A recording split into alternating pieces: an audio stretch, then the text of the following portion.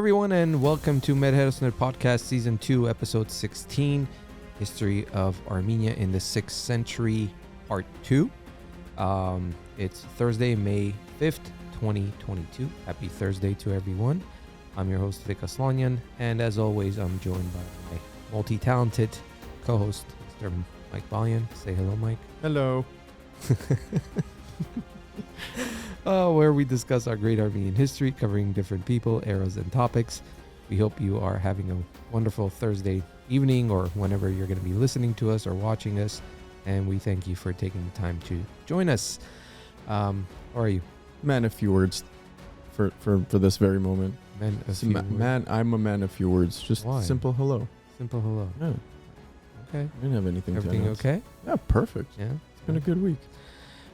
So last episode was, part 1, and we tried something new, which was we recording ourselves in video format as well. And at the same time, the audio format goes to the podcast. The video format will go on YouTube. So, hope you guys enjoyed it. That one we premiered just to test it out, see how it is. Looks like the feedback is good. So we're going to continue doing this. So those of you who will be watching us on YouTube, You're stuck with this. You get to see our beautiful faces. And those of you who will be listening to us, you get to hear our beautiful voices. Right? On the podcast. Yeah. Well, we both know that we sing really well. So Yeah, I'm not going to go there. Now, before we start the topic or continue part 2, I want to thank everybody who has been subscribing to the podcast. Our audience is growing. We're like over 12,000 right now worldwide. And I just wanted to mention the top 10 countries going from top 10. And the top 10, the 10th country is actually Turkey that we are being listened to.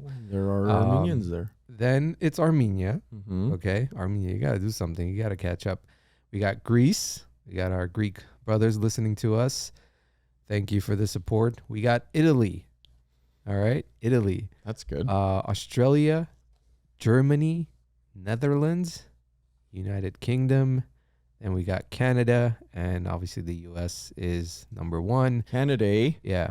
There's also, we can break it down to cities and stuff, but we want, obviously in the U.S., it's growing. It has grown. Thank you so much for everybody who is supporting us.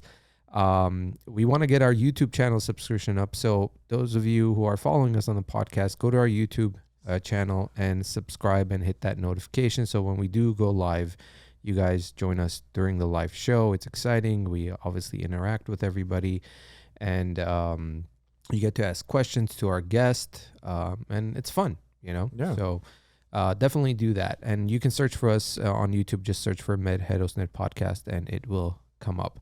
A couple other mentions. I want to thank Arthavan Archakuni, who, first of all, he ordered us both sculptures, and for posting it on Instagram. We love that. Yeah, we love seeing our good.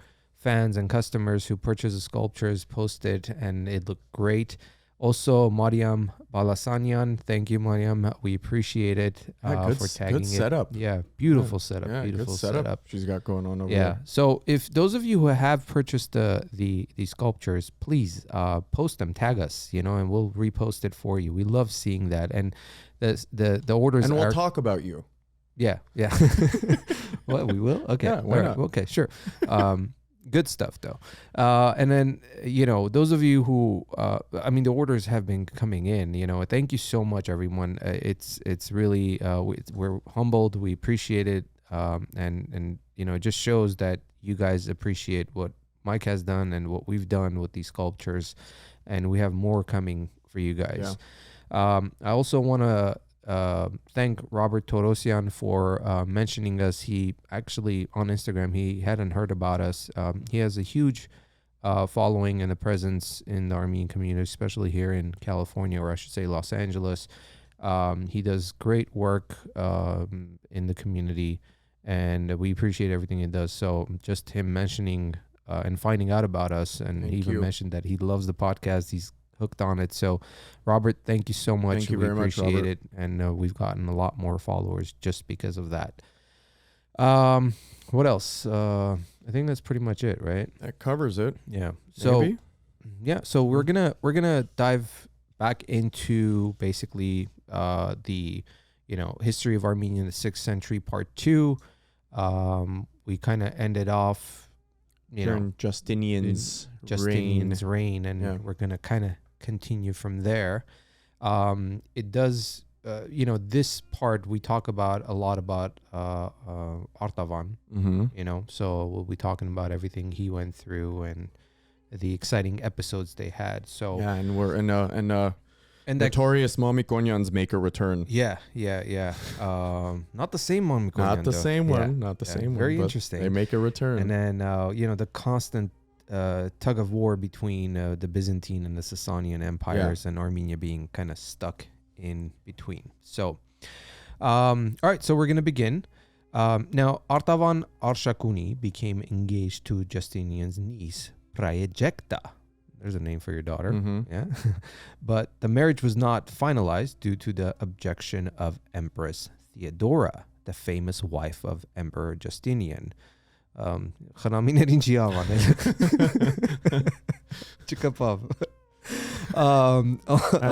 I could say, but I'm not. Along with his brother Hovannes, Artavan was placed in command of the Armenian contingent and sent to Africa in spring of 545 under the overall leadership of Senator Ariobindus. That name always gets to me. It gets a little tongue twisty with that name sometimes. Ariobindus. There in the Byzantines were engaged in a protracted war with the rebellious Maurice tribes. Shortly after their arrival, Hovannes Archakuni died in the Battle of Sika Veneria with the rebel forces of the renegade I don't know how to say this. Stotsas.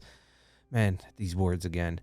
Artavan and his men remained loyal to Ariobindus during the rebellion of the Vandal Dux Numidia, or Duke of Numidia, Guntharic, in late 545. You got that down really good. Yeah. Now, Guntharic, allied with Moorish chieftain Atalas, marched to the Carthage and laid siege to the city. At the urging of Artavan and others, Ariobindus decided to confront the rebels. Now, the two armies appeared evenly matched until Ariobindus felt frightened and fled to the monastery seeking sanctuary. Thereupon, the troops loyal to him also fled, and the city fell to Guntharic.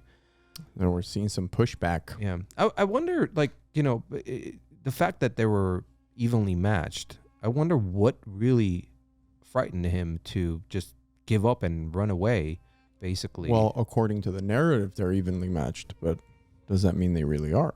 Well, I mean, what a leader, right? Talk about fleeing and leaving his men. Well, look, it's not, I hate to say this. Well, no, I kind of don't hate to say this. Sometimes you have to pull back to be able to regather and maybe come up with a new strategy based off of what you say. As we continue, that's not the case. So yeah, I know, but setting a little bit of a narrative here. All right, okay, continuing. So speaking of Ariobindus, he was murdered by Guntharic. There you go. But Artavan secured.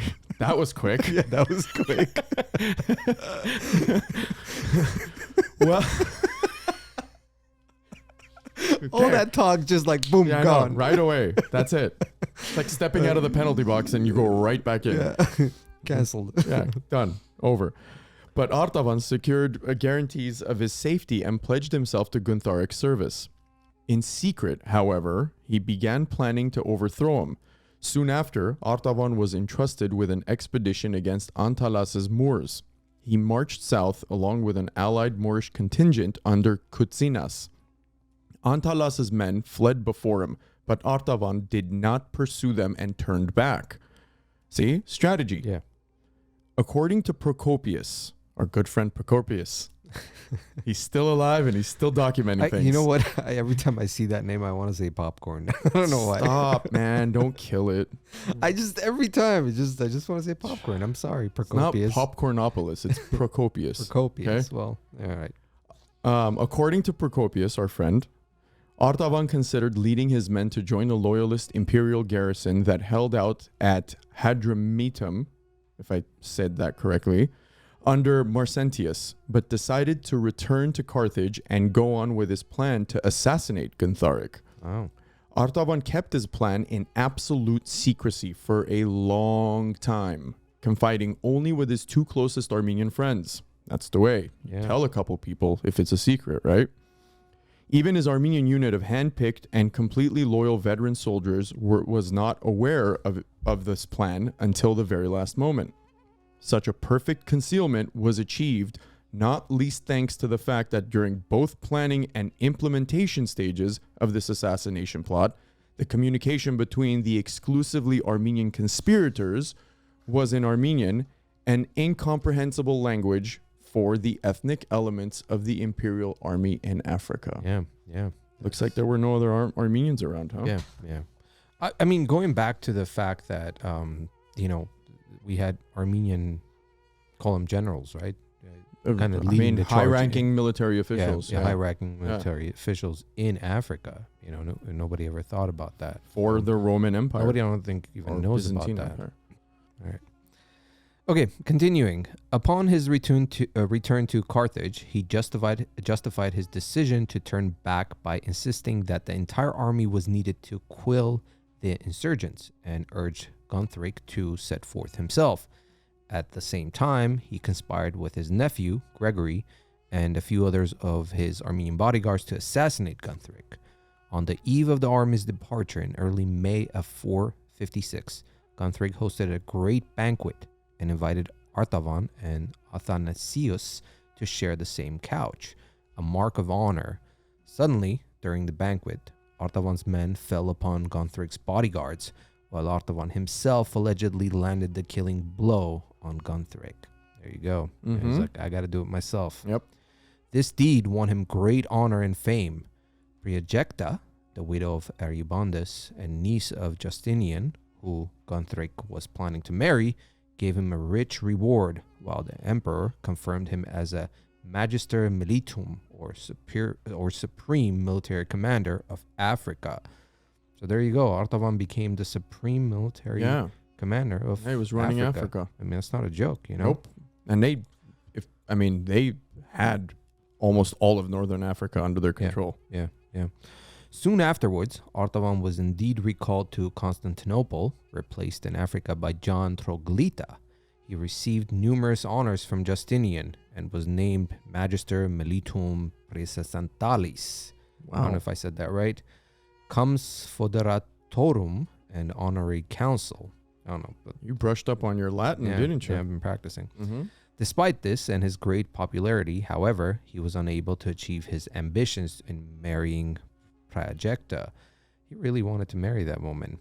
Now, Artavon's wife came to the imperial capital and presented her case to the Empress Theodora. The Empress compelled Artavon to retain his wife, and not until after Theodora's death in 548 was the Armenian general able to divorce her. By then, however, Priajecta had already been remarried to someone else. So close yet so far, huh? So the statute of limitations was upon Theodora's death, huh? It's funny how he was, later on we'll read. Dead set. Yeah, he was obsessed with her. He really, I wonder how, she must have been a very beautiful woman that, Yeah. So. More on this affair. Apparently irritated over this affair. Shortly after Theodora's death, late 548, 549, Artavon became involved in a plot to overthrow Emperor Justinian. Wow, this guy just wanted to overthrow everybody. Assassinate. Interesting character. But he's after the woman, man. He's He's blindly in love. He was on a route to destruction, basically. The real instigator, however, was a relative of his, Mousheg Archakuni, who proposed to assassinate Justinian and elevate Justinian's cousin Germanus on the throne instead. The conspirators thought Germanus amenable to their plans, since he had been dissatisfied with Justinian's meddling in the settling of the will of his recently deceased brother Boreidus, which had initially named Germanus as the major beneficiary as opposed to the former's sole daughter. There's some will. Yeah, there's some differences there, right? Yeah. The conspirators approached Germanus' son Justin first and revealed to him the plot. Immediately, he informed his father, and he in turn informed the Comes Exubitorium Marcellus. Did I do well? You did great. In order to find out more of their intentions, Germanus met the conspirators in person, while a trusted aide of Marcellus was concealed nearby and listened in. There's always somebody listening in, huh? Yeah, perched up somewhere, right? Mhm. Although Marcellus had... Yeah, I was gonna say, the saying, you gotta have ears everywhere, right? Oh, Ears yeah. and eyes. Oh, yeah, that's true. Especially back then. I mean, it was in every movie. You got to figure they got it from somewhere. No, but I'm just saying, if you think there's always about it, some sniveling guy that was like around the corner. if you were a ruler with dramatic back then, music. I know, but if you were a ruler back then, you you gotta you're having a have your meeting eyes and or ears some, you everywhere. find out somebody's having some sort of meeting. Yeah, 100%. It's not like there was social No. media, Well, post it in your stories. Yeah. Although Marcellus hesitated to inform Justinian without further proof, eventually he revealed the conspiracy to the emperor. Justinian ordered the conspirators imprisoned and questioned. I'm shocked he didn't kill him right there, right? Continue, maybe. Yeah. Well, we'll get there.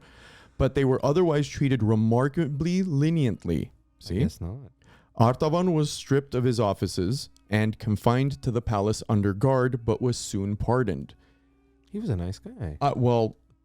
There had to have been some sort of evidence. Maybe because he was in love with his daughter. I don't know. Yeah. There had to He be had a some sort soft of evidence spot for because him. if you're conspiring to assassinate an emperor, that's immediate death. Like you're not even supposed to think twice about that, right? At least that's what we've known in you know what? history. Maybe Justinian had other plans and was Perhaps thinking ahead. the story unfolds. Yeah.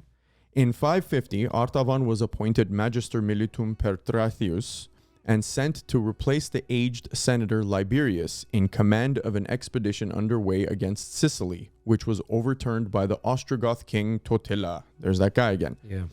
Artavan failed to catch up with the expedition before it sailed for Sicily, and his own fleet was driven back and scattered by severe storms in the Ionian Sea. Eventually, he arrived in Sicily and took command of the Byzantine forces there. He besieged the Gothic garrisons left behind by Totila after he left the island and thereafter soon forced them to surrender. Over the next 2 years, he remained in Sicily. So he conquered and he stayed. So let's go back. So first he imprisons him for trying to kill him. Then he promotes him. Which leads me to believe you were right about he was a valuable asset. Yeah. As much as he might have, Still, did he run out of options? Did he have no one else? Well, you know what I mean? think he could have Because also. You promoted him after he conspired to kill you. You know what? I mean, you look at today's politics. Let's talk about Armenian politics. Look at how many people. Politics. No. But let's talk about Armenian politics. Look at the Okay. way how many times have we seen the current head of state fire somebody who was a friend of his and bring somebody who had actually been an enemy, vice versa, back and forth. And we've seen this happen through so many of other leaders and stuff like that. But that's the thing.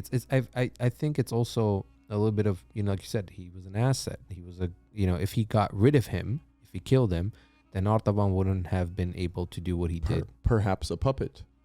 That too. I mean, these games have been played for centuries. Speaking of modern day politics, at least over the last few years, we know that certain individuals around certain countries have kept odd individuals fairly close to them. Yeah, that's true. Fairly close to them. So, as we continue, in 553, Artavan crossed over into the mainland Italy, where he joined the army of Nerses as one of his generals. See, there you go. Facing the Frankish invasion in the summer of 553, Nerses ordered Artavan and other generals to occupy the passes of the Apennines and harass the enemy advance. After a Byzantine contingent was defeated at Parma, however, the other Byzantine generals withdrew to Faventia until an envoy from Nerses pursued them to move up to the area of Parma again. In 554, Artavan was stationed in Pisarumu. No, did I say that right? It's Pisarum. Pisarum. There you go, Pisarum, with Byzantine and Hunnic troops. At Fanum, he ambushed and defeated the advanced guard of the Frankish army of Leotaris, which was returned from a plundering expedition into southern Italy and heading back to Gaul. Most of the Franks fell, and in the confusion, the many captives escaped, taking much of Frank's booty, or treasure we should say, with them. Artavon did not engage the main body of the Leotaris army, however, since it far outnumbered his own force. He then marched south and joined Nerses' main forces, accompanying him in his campaign against the remaining Frankish army under Butulinus.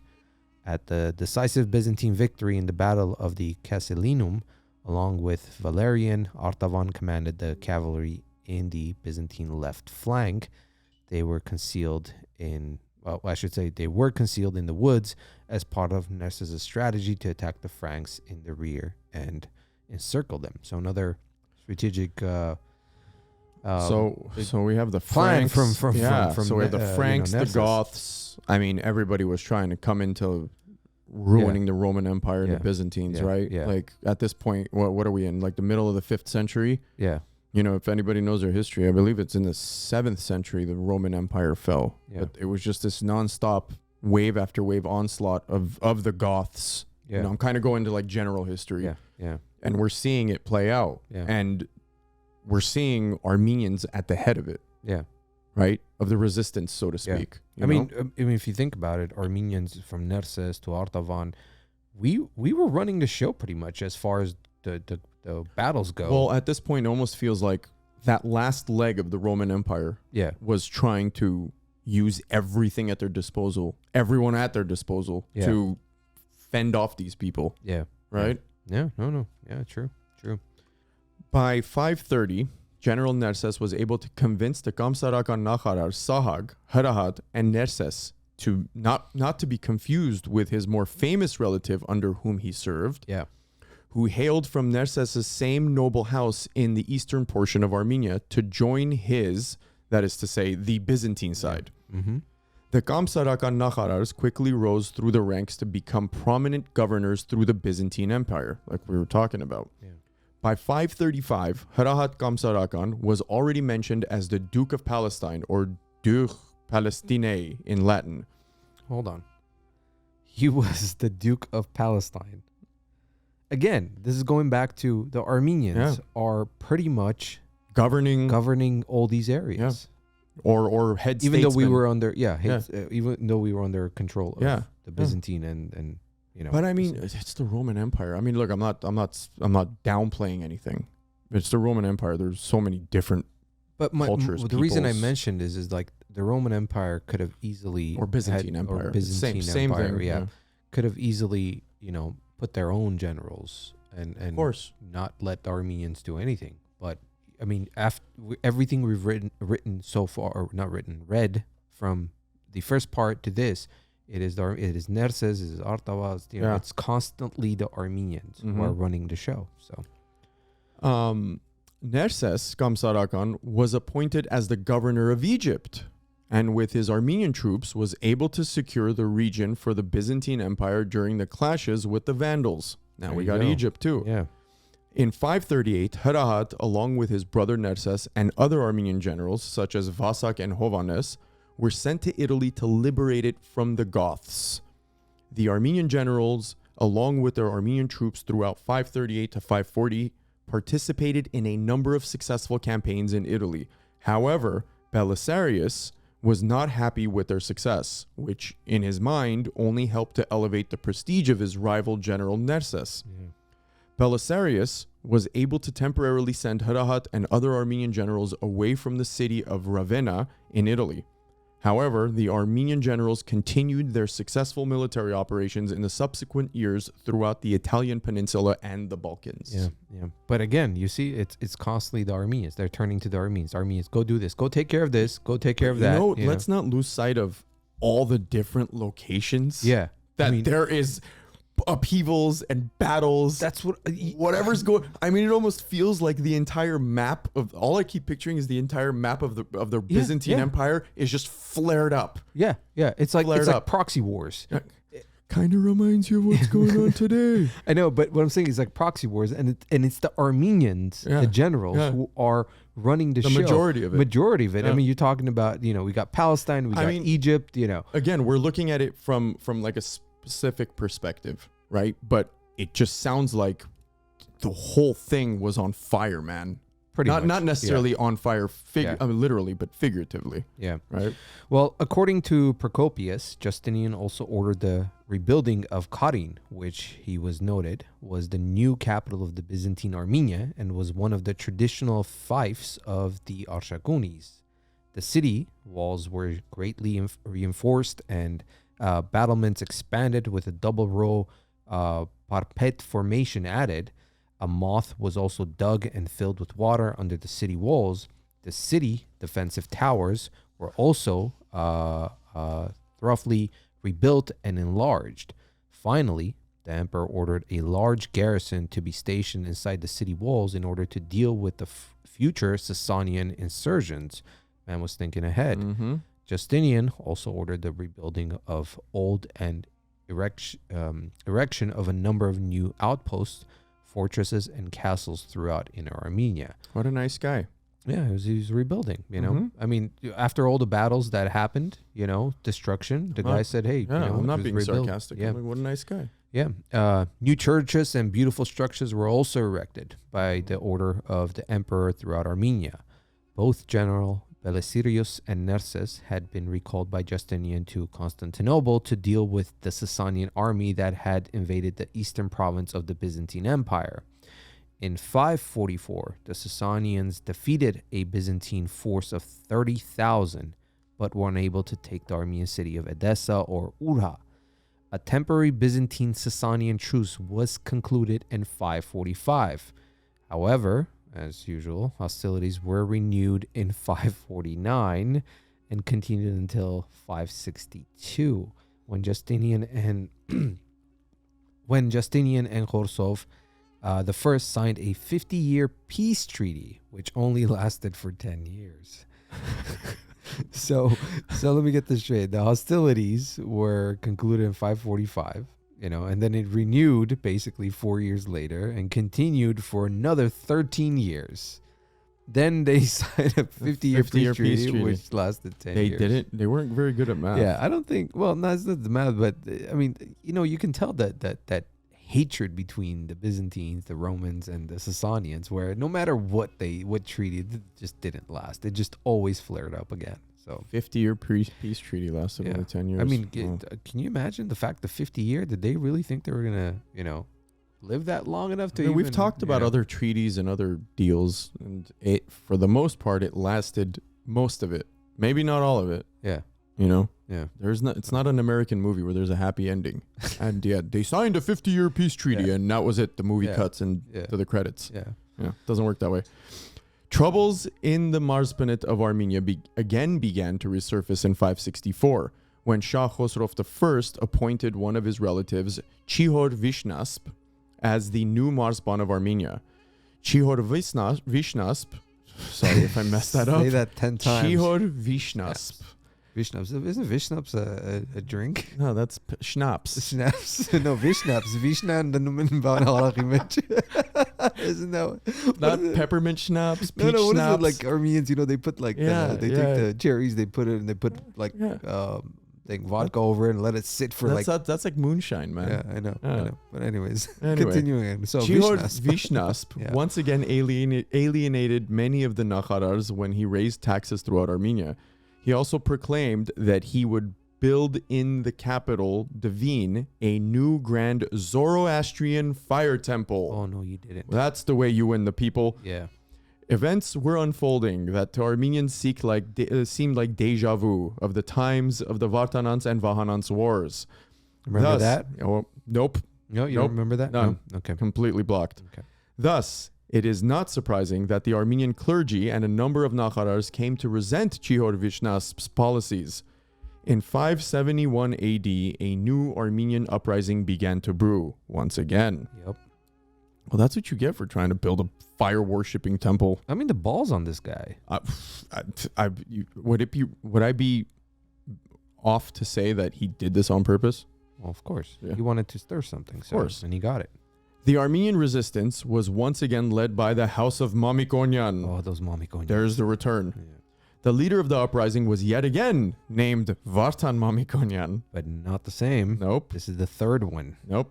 To distinguish him from his renowned ancestor of the 5th century, sometimes the Arthavan Mamikonian of the Armenian uprising of the 6th century is called Arthavan Mamikonian III. There you go. Make a note of that, ladies and gentlemen. This is due to the fact that there was yet another Arthavan Mamikonian who lived after the renowned Armenian Sparapet of the 5th century. The repetition of the names Vartan as well as Vahan, Vasak, or Mousheg was common to the house of Mamikonian. Oftentimes, the children, grandchildren, and the subsequent progeny were named one after another, if not with the same name. Yeah. I mean, we do that nowadays. I mean, grandfather gets, the newborn. We've gone. I mean, how many Tigrans have we gone, or Turtans have we gone through, right? Yeah. This was usually the case with the firstborn in the family, with other children being named with names that were common to the given noble or royal house. This tradition was common to not only Armenia, but as well as the most of the noble royal houses throughout the world. The distinction between the subsequent rulers or leaders was simply made by assigning a number. Tigran the first, Tigran the second, Tigran the third, etc., etc., etc. But it wasn't just us. I mean, it's any royal family, any, in even different cultures. Every single one. Every single one. So, yeah. I mean, nowadays, even some people do it nowadays, they'll call, Jesse the Third. Esquire. There you go.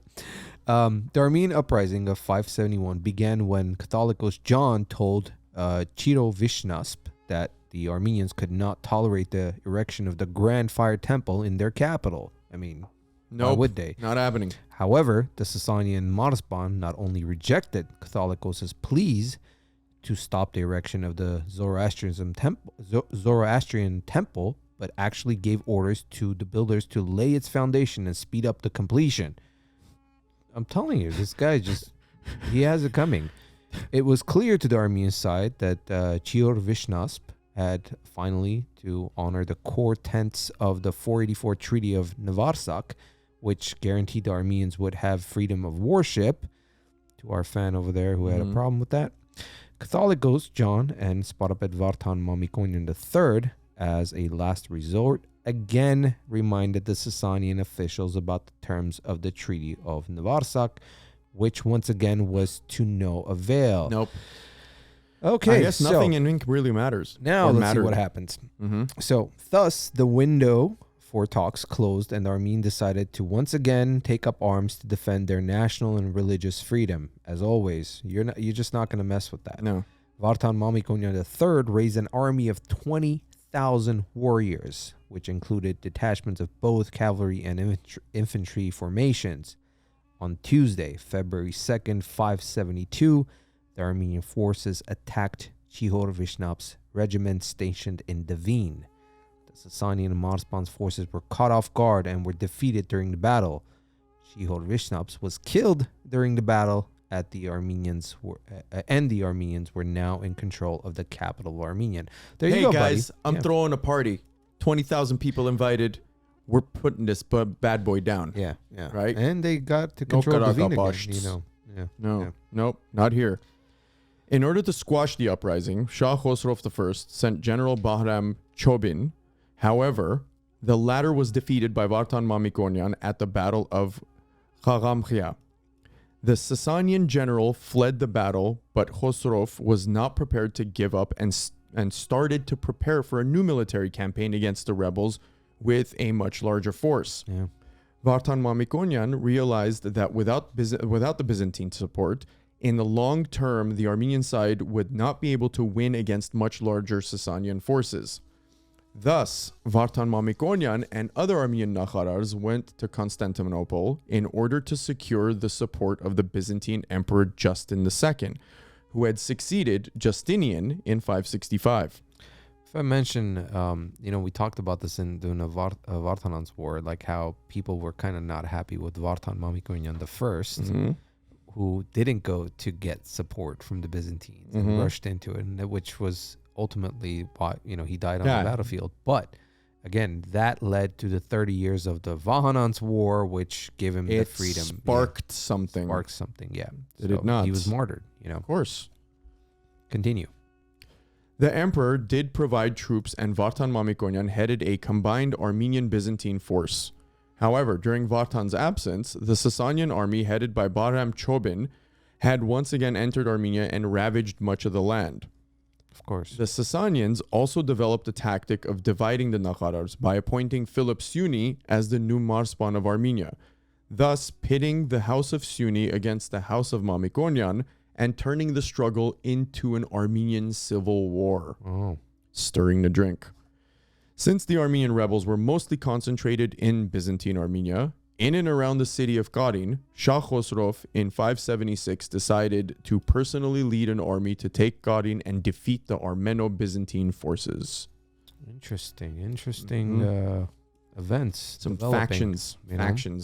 So Khosrov entered Armenia through the Armenian Mesopotamia after devastating the counties of Taron and Bagravand, two of the traditional fiefs of the house of Mamikonian. Sasanian Shah reached the city of Karin. Sibios, the renowned 7th century Armenian historian, noted that Khosrov had launched the invasion to specifically crush Arthavan Mamikonian in particular and his noble house in general. However, Karin, having been greatly fortified during the reign of Justinian, was a powerful stronghold for Khosrov to take. The Sasanian Shah decided to abandon his siege of the capital of the Byzantine Armenia and move through Armenia southwest towards the city of Malatya. The combined Armeno-Byzantine army met Khosrov near the city and scored an important victory. Both sides were really weakened by the ongoing war, but the talks for the secession had yielded no result, and the hostilities resumed in 577. The Byzantines, under the leadership of General Maurice, who in 582, as a result of the successful campaign against the Sasanians, became the new emperor, was able to once again defeat Khosrov I's forces. Even the passing Emperor Justine II in 578 and Shah Khosrov I in 579 did not put an end to the Byzantine-Sasanian conflict. It's going through the blood, man. Exactly. Well, right? It's also their kids are seeing, everything that's happening. It's like, okay, dad's gone, my turn.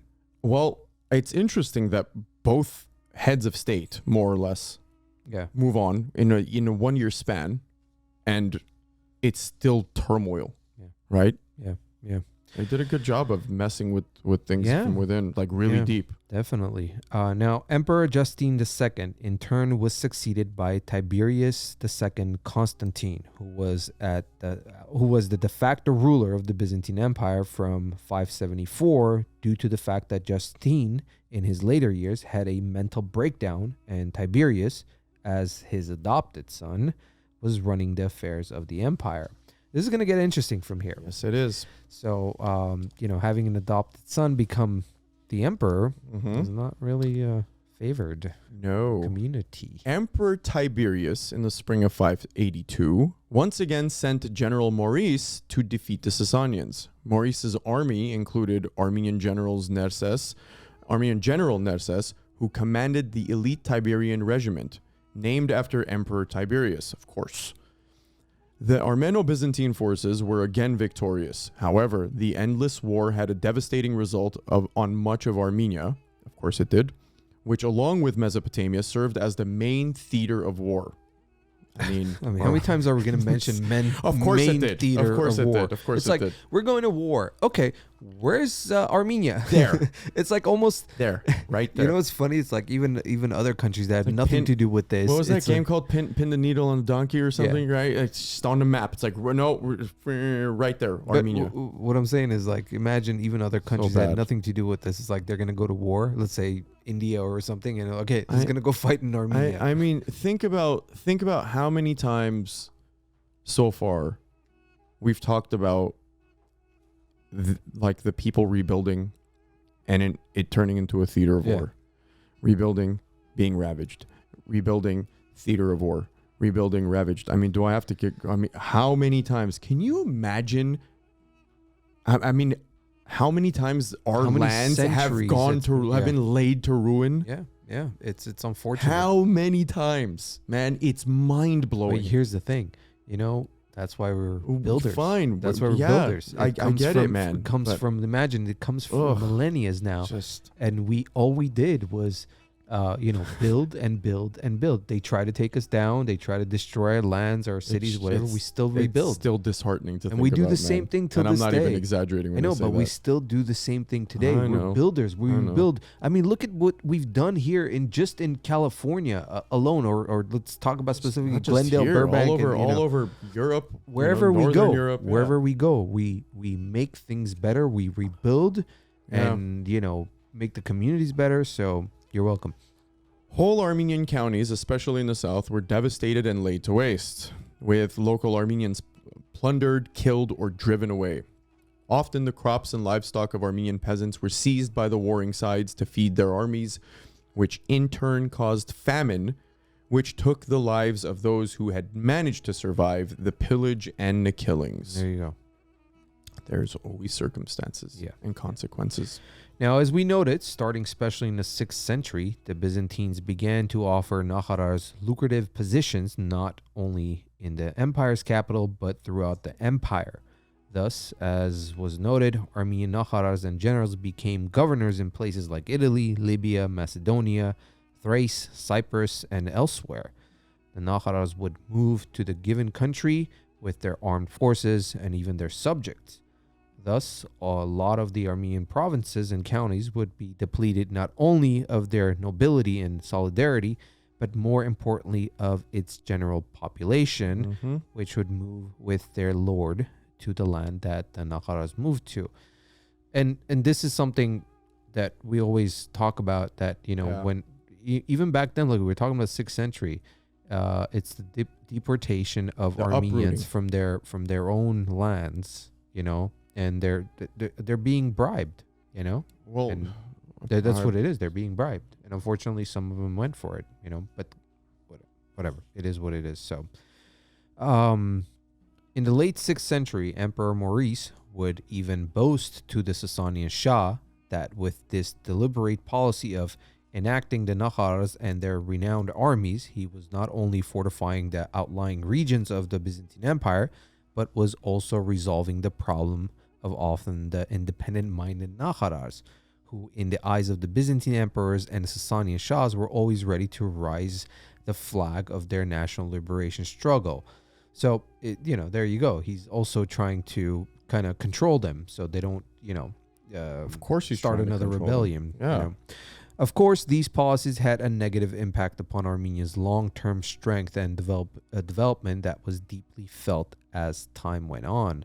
By the time of the Bagratunis in the 9th and 11th centuries, the number of Nakharar houses had considerably shrank, which was indicative overall shrinkage of population and decrease of the military and economic potential of Armenia. There you go. It's Well, they have I like mean- 30 reasons why they're doing what they're doing. There's No, just I know, one. but- There isn't just one motive. But you're talking about from the 6th to the let's say the 7th, ninth century, Yeah, right? ninth centuries. I mean, how That's a broad time. it's a long yeah, time, but- and how the Armenian population shrank, because of course the it did. fact they were It was all over the scattered. place. Yeah, scattered all over the Completely. place. And you're talking about how many generations there? Oh God. Yeah, it's a long time. So As a result of these policies you spoke of, in 589, a number of Nakharars rebelled against Maurice. Sebeos tells us that they were against leaving their homeland and preferred to die on their native soil, rather than to spend the rest of their lives in some foreign and faraway land. Their rebellion was led by Sambhat Bagratuni, the son of Manvel Bagratuni. Sambhat is first mentioned in the primary sources sometime in the 580s, when Maurice requested the Armenian nobles to raise cavalry for service in his wars against the Avars. Sambhat and Mousheg Mamikonian led a 2,000-strong unit to Constantinople, where they were richly rewarded and sent home. Sebeos also adds that Maurice supposedly adopted Sambhat as his son. In 589, however, Sambhat led a rebellion against the Byzantines, which was eventually who was eventually arrested and sent to Constantinople, where he was condemned to death and was thrown as a gladiator to be devoured by the beasts in the hippodrome of Constantinople. Wow. Now this gets really interesting here. Yeah. Sambhat, one by one, defeated the beasts that were sent to kill him. What a man. Oh. First he slew the bear, followed by a bull, and finally a lion. A lion. Man, this guy's Wow. this guy's a superhero. The audience, with their wild applause, called upon the emperor to pardon the life of the Nakharar turned gladiator. Maurice hesitantly pardoned Sambhat and banished him to some distant islands and later to Africa. So let me get this straight. The guy just completely, excuse me for saying, flipped the bird to you, Yeah. right? By slaying the massive animals that you sent to him. And to pardon him, you sent him away. Like, Yeah, why to wouldn't you some island why and wouldn't then you take to him Africa. on into your army as something? I guess This he is the wasn't- first thought that crossed my mind. I guess he wasn't as smart as Justinian, right?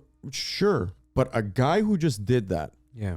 Okay, fine. You had some problems with him. He's on the other side. Well, whatever. I mean, he could. I'd be like, hey, come here. Come Well, on, let's talk. I know, but he would have been also afraid that if he tried once, he would have tried again too. I mean, I don't know, man. It seems like all they did was entice people with money and luring them to different places with things. So why didn't he practice that same thing, or why didn't they practice it with this individual? Well, like I said, Maurice, I don't think he thought long term as Justinian. No, maybe not. Yeah. Sambhat returned from exile to Armenia sometime after, and not surprisingly entered the service of the new Sasanian Shah Khosrov II, who in 595 appointed him Marspan of Hirsania in the southern coastlands of the Caspian Sea.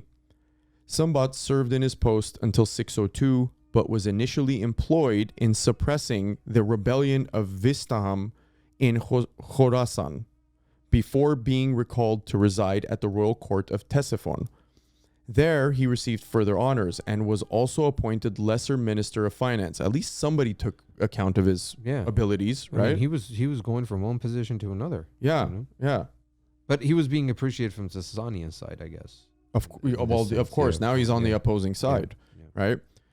In and around 607 AD, Sambhat Bagratuni returned to Armenia with his extensive powers as commander of the army of the Nakharar houses. Wow. Mm-hmm. His tenure in Armenia was short but productive. Sambhat's extraordinary powers allowed him to restore the prestige of the weakened Armenian church by summoning a council that elected a new Catholicus after a vacancy of 3 years, and to rebuild the cathedral of Armenian administrative capital of Devin, overriding the objections of the local Persian authorities. Put it in your face. You go. In the next year, Sambhat led a campaign on behalf of Khosrov II against the Hephthalites of Central Asia, whom he defeated, killing their king in single combat. There you go. This Attaboy. dude was a legend. He was not messing around. I mean, Nope. man, he killed a bear, A bull, and a lion, and a king.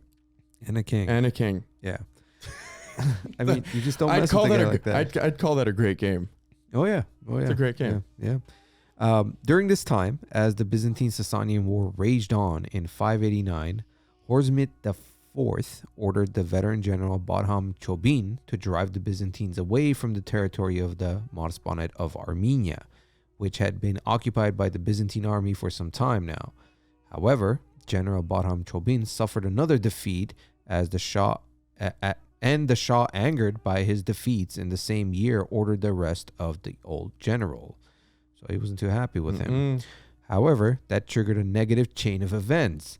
Baram Chobin threw under his elephants those who came to arrest him and proclaimed that he no longer recognized Hormizd IV as the lawful Shah of Iran.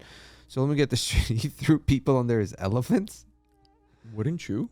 I mean, can you picture that? Let's not think the modern day. Let's not think no. the modern. Can you picture being stomped on by Of course, I can elephants? picture it. Why would you use war elephants? Like, what are you there to scare them? No, you want to trample people over. Well, he also did not recognize Hormizd as the lawful Shah of Iran. That's a bold statement as a general, Yeah. So the news soon reached the Sasanian capital Ctesiphon and caused a domino effect which led to the palace for a coup, which in 590 toppled Hormizd IV, who was subsequently blinded, imprisoned, and eventually killed. His son, Khosrov II, was proclaimed as the new Shah. However, Baram Chobin refused to acknowledge Khosrov II's authority as well. Because, no, I don't care. It's from the same seed. Nope. Not going to happen. Not my god. Yeah. Nope. The general, by this time, showed a much greater ambition. He marched his rebel army on to Matspin, where the battle between Baram Chobin and the young Shah took place. The experienced general was able to secure a victory, and Khosrov II was forced to flee to the city of Sirasium in Syria, which at the time was part of the Byzantine Empire. So he fled to the Byzantines. He asked for, I guess, asylum. Mm-hmm. Now, Baram Chobin marched upon the capital Ctesiphon and had himself crowned as the new Shah of Iran. Mm-hmm. However, since he hailed from the noble house of Miran and was not a descendant of the Sasanian royal house, the populace as well as the Persian nobility viewed Baram Chobin as an usurper. Yes, a usurper. Usurper, it's, if those of you who don't know what that means, it's a person who takes a position of power or importance illegally or by force. Not your throne, my throne now. Yeah. We know a few people like Yeah. that, So, going back to it, the guy, first he, as a general, he then, comes up and says, well, I don't see you as the actual Shah. Then, then It's like every kills single him, time. Yeah, it kills him. And then Yeah. the son takes it and says, nope, Nope, you not either. you either. So, and then exiles the son, and then he goes, but there's no And then he election, takes- nothing, and just takes over. So. Yeah, anyway. Khosrov was also not willing to just idly sit by as his hereditary throne was seized by someone outside of the Sasanian royal lineage. The dethroned Shah realized that in order to reclaim his throne, he needed the support of the Emperor Maurice of the Byzantine Empire. In return for Byzantine support, Khosrov promised to cede to Maurice a good deal of land, which encompassed a great deal of the territory of the Marspanate of Armenia. Of course. God, it's just being passed around like crazy, back man. and forth. The Roman Senate, which still operated in the Byzantine capital of Constantinople, rejected this offer. But Maurice overrode this decision and in turn agreed to take up the offer of the dethroned Shah. Maurice, right? It's like Yeah, interesting. now the scales are tipping left and right. I mean, the fact that he overrode the decision, Mm-hmm. maybe he saw something. Of course he did. Maurice ordered two of his most notable generals, Hovhan and Supreme Military Commander of the Byzantine Armenia, and Nerses, Supreme Military Commander of Syria, to lead a Byzantine army upon Ctesiphon in order to restore Khosrov II on his father's throne. The Nakharaj joined Khosrov II's army with a force of 15,000 men. Baram Chobin, in order to neutralize Armenian support for Khosrov II, wrote to Mousheg Mamikonian, who at this time was regarded as the leader of the Nakharaj, offering him, in return for Armenian support, the restoration of the Kingdom of Armenia. Wow. Again, restoration. That's a big offer, though. Of course That's it a is. big offer. It's a big trade. Yeah. It is interesting to note that Baram, taking an oath, and I quote, in the name of the gods, promised to restore the Kingdom of Armenia with a territory that, quote, was previously yours, with an area that would include not only the territory of Greater Armenia, but in the west, all of the territory of Lesser Armenia, including Cappadocia, in Armenian known as Gamirk, in the South Armenian Mesopotamia, which encompassed parts of northern Mesopotamia. In the southeast, the territory of the Nor Shirakan province, which encompassed the Lake Urmia, or Lake Kupatan basin, Yeah. and in the East Albania, known in Armenian as Arvank, which traditionally was in Armenia's sphere of influence. Thus, according to Baram, the restored Kingdom of Armenia would encompass a territory of some 500,000 square kilometers, encompassing the lands that were gradually lost by the Armenian kings to their neighboring states. Wow. That's a lot of land. That's a lot of land. That's as big as, if my numbers serve me correctly, that's as big, if not bigger than Alaska, actually, by territory, by square Probably. kilometers. I Yeah. can't do the math right now, so. It's just numbers that I know, sorry. Baram also reminded the Nakharas about the wrongs and injustices that the House of Sasan had inflicted upon them. The letter was signed with Baram's signature and stamped with his seal, as well as, according to the Zoroastrian tradition, included a pinch of salt, which signified that the author's words were genuine. So this guy really, really, really wanted the Armenian support. And, I mean, he was willing to give all those lands back and restore Greater Armenia. So at that point, basically, they would become an empire again. More or less. I mean, it's slightly smaller than what it But what I'm used to saying is, be like, in the first century. Yeah. 8 BC. And most likely Mousheg would have become the king. Yeah. You know? Yeah. So Mousheg Mamikonian was in a dilemma. He was not sure what to do and decided to simply ignore the letter and not even notify the Nakharas, so they would not even contemplate actually joining Baram Chobin. Overall, Mousheg calculated that Baram would most probably lose due to the fact that the general populace of Iran, as well as much of the Persian nobles, were not backing him. Additionally, the combined army of Maurice and Khosrow was formidable. Angered by the fact that Mousheg ignored his offer, Baram wrote another letter in which he promised to show the Armenians the deadly accuracy of his war elephant mounted archers on the battlefield. This time, Mousheg replied, stating that the strength of the Armenian archers was no less than those of Baram. Yeah. Mousheg's assessment of the balance of power turned out to be correct. In Atropatene, Baram lost a key battle and was forced to flee for his life to eastern Iran. Khosrow was able to once again rise on his father's throne. However, since Baram was still alive, with the possibility of staging a comeback, Khosrow still to a certain extent felt insecure. I mean, I wouldn't blame the guy. Nope. You know, Not at all. Sibios tells us that the number of Sasanian nobles made false accusations about Mousheg Mamikonian, telling Khosrow that in reality he was on the side of Baram and had even saved him during the battlefield by giving him a horse which Baram had used to flee. There goes the rumors, you know. Yeah. He said, she said. He said, she said. There you go. It is uncertain what motivated the Persian nobles to make such false accusations. Perhaps someone from Mousheg's inner circle had told them about the communication that the Armenian Sparapet had with Baram, and although Mousheg had rejected the usurper's offer, that in and of itself had already cast a shadow of suspicion, or perhaps it was simply the usual intrigues and jealousy, which was the common way of life for the Sasanian, You don't courtiers. say. Khosrow bought into the story and decided to lure Mousheg into a trap. Khosrow summoned the unexpected Mousheg to his camp, who initially believed that he was called for a new military campaign. So they chirped in his ear so much that he eventually they filled his head with whatever it is. Yeah. Propagandas. The Sparapet took with him 2,000 Armenian cataphracts. However, upon reaching the Shah's camp, Mousheg was greeted by Sasanian couriers who told him to leave his cavaliers within a good distance of Khosrow's tent, as well as to hand over his arms and armor. Mousheg immediately sensed that there was foul play and refused to do so, citing that he was well aware of the laws and customs which never included such provisions. The guy saw it. Oh yeah, he sniffed it out.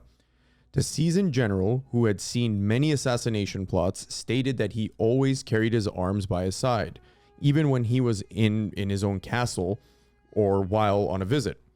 When Mousheg simply turned away and announced that he was returning to Armenia, Khosrow had little choice but to allow the Armenian Sparapet to keep his arms, as well as to ride into the camp with a bodyguard of 50 men. However, only 7 of them were allowed to enter the tent of the Shah along with Mousheg Mamikonian. Man, what a tense situation, huh? Seriously, I mean, can you imagine Mousheg is what a tense expecting an situation. attack? Yep. I mean, it's 7 of his men in there in the tent. Yeah, and I'm sure there was a lot more of, what's his name? Khosrow. Khosrow. Yep. Yeah. When Mousheg entered the tent, he saw the young and somewhat inexperienced Shah in a state of nervousness. Ooh, he sniffed that out too. When Mousheg greeted Khosrow, the latter did not welcome him in a way that was part of a proper protocol. Khosrov's nervousness was evident when he did not show any resolve to call upon his guards to attack and arrest Mousheg and his comrades.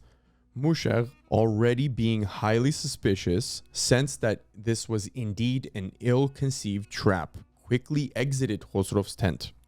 After joining his men, Mousheg contemplated mounting a charge against Khosrov's camp, but wisely decided not to aggravate the situation any further and decided to return back to Armenia.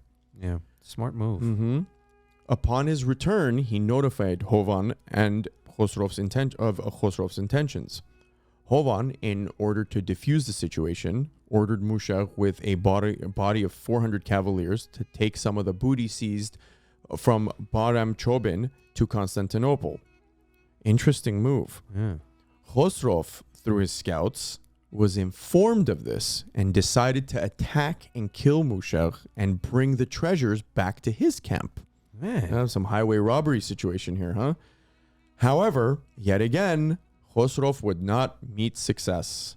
The Shah was unaware that a large Byzantine contingent rode out to escort Mousheg to the capital and had already joined the Armenian spot up on its way. Dude, he's been sniffing him out step by step, like he's always been a step or two ahead of him. Young kid, just no experience, you know. Mousheg, with Byzantine reinforcements, engaged Khosrov's soldiers and completely destroyed the raiding army. Wow. It's like, I dare you. Yeah. I dare you. I Yeah. dare you. Well, in 591, as Khosrov II had earlier promised to Maurice in return for his support, had to hand over much of Armenia to the Byzantine Empire. Thus, in that year, a much larger portion of Armenia, which included its heartland, including the province of Turubaren, Taik, Gugark, and most of the Ayarat province, which were previously part of the Marspanet of Armenia, came effectively under Byzantine rule. Key Armenian cities such as Tigranakert, Manasgert, Bagavan, Vagarshakert, Bagaran, Vartkesavan, Yerevan, Ani, Kars, Zarishat, and a number of others were now in Byzantine hands. Not cool. However, the Armenian province of Vaspurakan, Korduk, Nor Shirakan, Sunik, Artsakh, Utik, and Baitakaran still remained under Sasanian control. Thus, in 591, a second partition of Armenia took place, by which the Byzantines ended up with a larger portion of Armenia, while according to the partition of 387, made 2 centuries earlier, the Byzantines were only able to establish control over the western portion of Armenia. Yeah, How many partitions have good old tug of war now going just on. between part 1 and part 2? How many partitions have we seen now? Oh, don't get me started. I mean, we're covering a pretty 100 vast, years. 100 years, but still, I mean, how many times can you partition you're more or less under the control of one and then under the other, and now they're striking deals of who's controlling you. It's like, God. Yeah. In order to strengthen political control over new conquered regions, Maurice decided to support the pro-Chalcedonian fraction of the Armenian Church. In 593, a regional council of Western Armenian bishops was convened in Karin and proclaimed allegiance to the Chalcedonian definition, which meant a closer merger with the Byzantine Orthodox Church. The council elected John of Bagaran as the new Catholicos of Chalcedonian Armenians. Since the headquarters of his rival, the Catholicos Movses II, was located in Devine, newly elected pro-Byzantine Catholicos John decided to place his headquarters in Byzantine-controlled Artavon. The new cathedral, Catholicos Tsiranavor Church of Artavon, was built in the late 6th century between the years 591 and 602.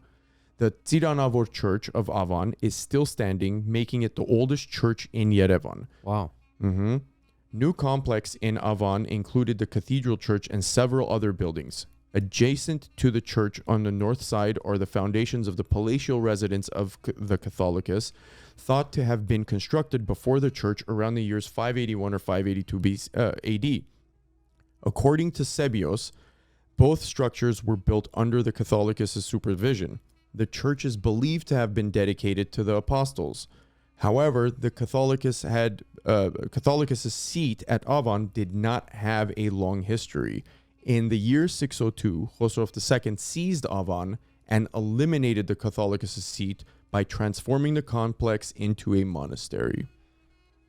Oh man, turbulent times. Khosrov. I can't say. I'm not a fan of this guy, Khosrov II. No. Just one after another, after another.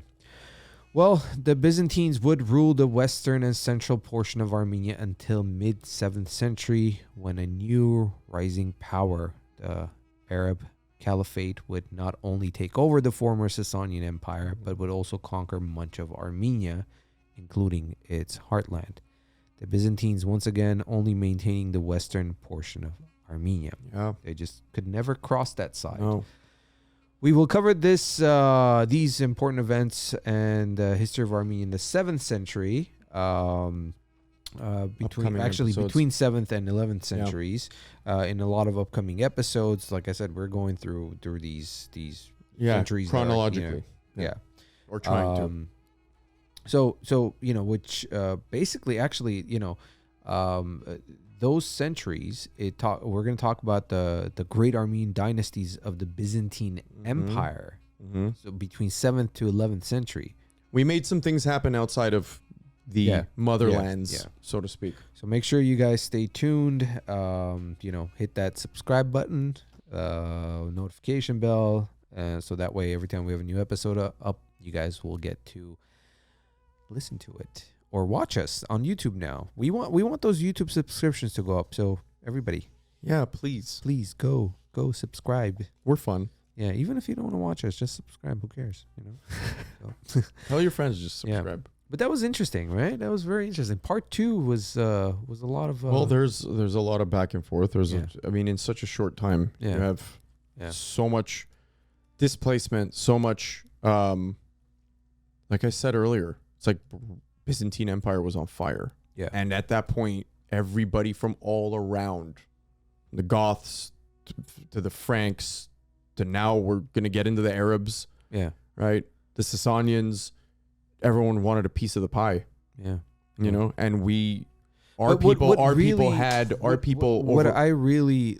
for me, I think the thing was the fact that we pretty much, from both sides, mostly the Byzantine and then Sasanian sides, the wars were being fought by Armenian generals. Yeah. That is a big deal, man. I mean, can you imagine how much they trusted these men and how powerful they were, how smart they were? These generals, Nerses, Nerses. I mean, in the first episode, we talked so much about Nerses and his achievements and everything he did. I mean, they pretty much saved Rome to continue the Roman Empire or the business as far as they did. Especially with Nerses. If he didn't, I mean, that whole empire would have ended a lot sooner. It was already getting chopped down, but they prolonged of what we know now as the inevitable. Yeah. But it was a good couple hundred years, if memory serves me right, that the Roman Empire and the Byzantine Empire were just under almost nonstop duress. Yeah. So that was pretty much it. This covers the part 2 of the 6th century history of Armenia. Like we mentioned, we'll be covering the 7th through 11th, I guess. It's 400 years right there. Yeah. Upcoming episodes. We are working on our live shows. I know a lot of people message us saying, when is your next live? Unfortunately, guys, with us, it's a little bit different because we have historians, intellectuals who join our lives. And they have busy lives. Yeah, they have busy lives. Not all of them are always available. So we have busy lives. That too. And we are, we're waiting on some confirmation. As soon as we have them, we will post them on our Facebook, our Instagram. And those of you who follow us and ask us if we're going to go live, if we didn't post anything, that means we're not going live. So we promise we'll let you know. We promise we'll let you know. But besides that, thank you everyone for joining us. We appreciate it. As always, we say go get those sculptures, support us. Support us on Patreon. Go to patreon.com/medherosner.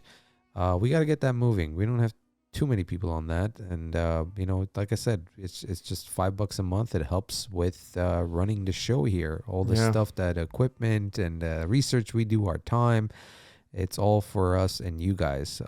Hopefully you guys are enjoying our episodes. I know you, because we get messages. We get so many people, and I think we're doing something right.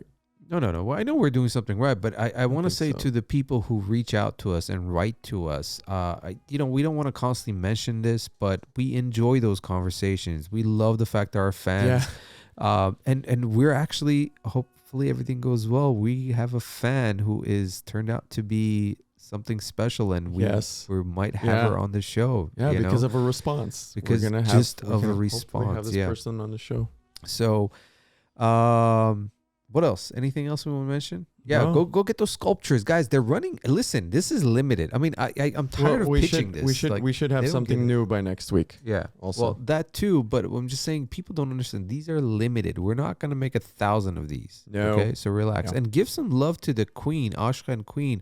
People are ordering everything else. That Ashkan was good in a while, and then it's like, I don't know. But you gotta support our women. Let us know. Do you want more? Women. Do you want more women? Yeah, that too. Yeah. I know we've talked about possibly pot on them, but we've talked about more. There's a lot more to explore, guys. Yeah, we definitely want to do a lot more. I mean, I'll do them as personal pieces, but you want to bring those female queens and great women throughout our history. We want to bring them to the forefront so people know about them. Yes. We love our Armenian women, our strong Armenian women.